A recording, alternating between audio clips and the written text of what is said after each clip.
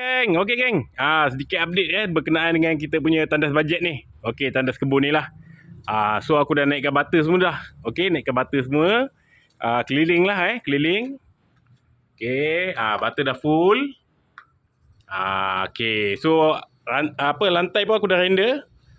Okey, kita render ni. Okey. Dia punya water trap ada dua lah, ujung sana dengan ujung sini So dia dah slope sini, slope sana lah.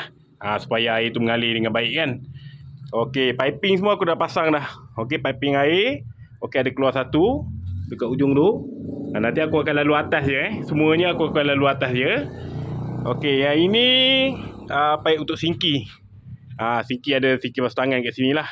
Okey, sinki ni Okey, sinki basuh tangan. Dengan pipe air dia lah Okey, pipe air dia. Kat situ ada valve lah, ada valve stokok Okey, ada stokok. Yang ni terus masuk ke kita punya longkang lah Okey, so dah render macam ni, nanti kita akan minyakkan lah. So tak pasang tie ke apa, kita just minyakkan saja. Okey, cuma yang ni ada dua perkara lah yang belum siap ni. Satu shielding dengan lampu. Okey, dan ni kaca ni.